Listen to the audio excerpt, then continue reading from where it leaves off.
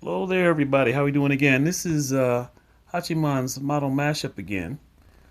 This time I'm featuring my Gundam strike group that I've just put together a few weeks ago, I guess. I haven't had time to paint them yet and haven't finished these.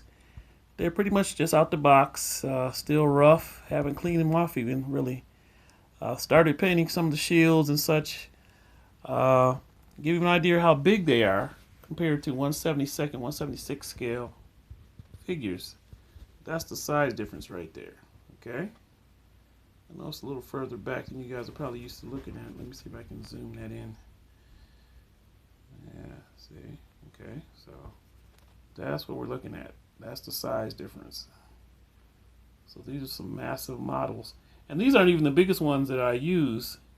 These are all 1/144th scale, 1/144th scale. So 1 to 144th scale. And this is supposed to be a 6-foot man. All these are supposed to be about 6 feet tall, except for the ones laying down, of course. But give you an idea of the scale of that. So that's why I use these, the 1/100th scale Gundam, master grade. Yeah, they're pretty good.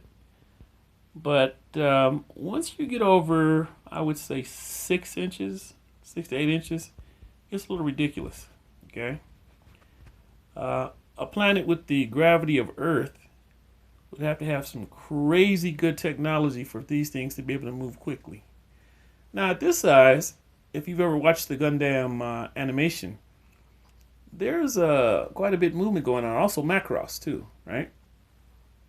I wouldn't know what the aliens had going on. For example, in Macross, the alien mechs, which I have a couple of models of those, they move really fluidly in Earth's gravity, which I don't quite understand. But I mean, anything's possible. It is science fiction, so you know.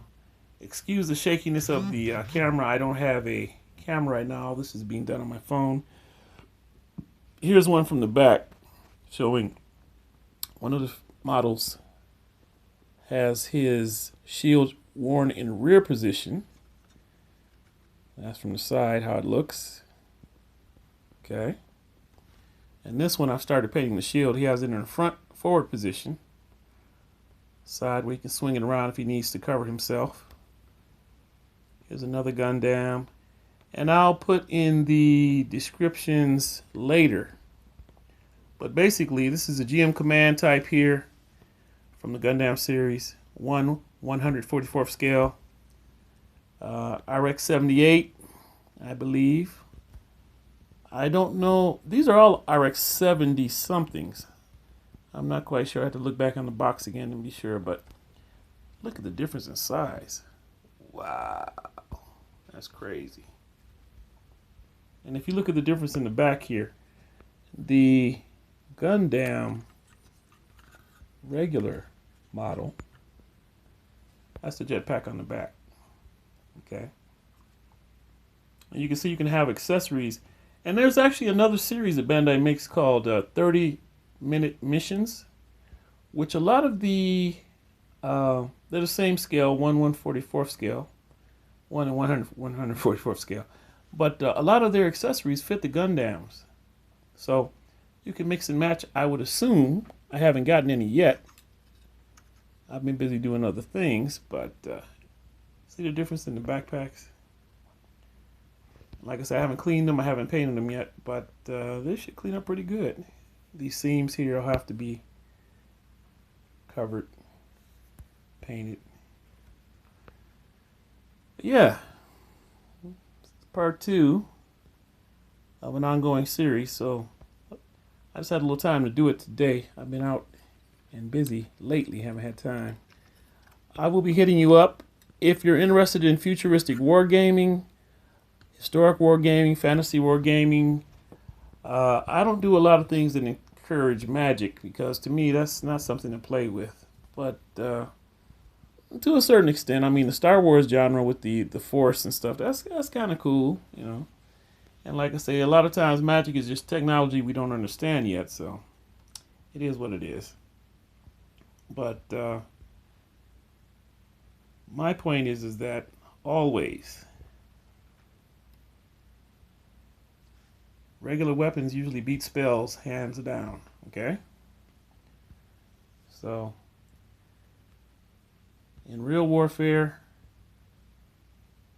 or futuristic warfare or fantasy warfare, if you have a very strong opponent, yeah, it's best to protect yourself, whatever means necessary. Okay?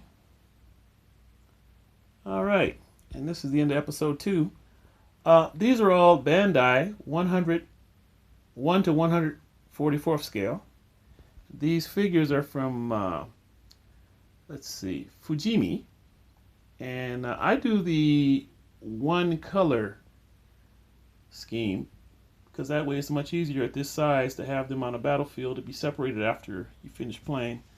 If you're not going to take them off right when they're either injured or killed, it's easier to have them all one color so easily one side, the other side can be differentiated because at this scale, a lot of times you can't really see the detail, especially if you're getting older like me and you need glasses. So, yeah, just something to think about. Look at the detail on that face. Wow. And also the thing that I find very interesting is they have machine gun mounts inside the head here, right? Okay. I'll be doing a video on the opponents of the Gundam, the Zaku and the Zion. They're called Principality of Zion. I use them in my games too, but I don't use the same kind of setup the Gundam has. I have my own use for these figures. Okay. Thank you for listening, watching, enjoying. Ciao.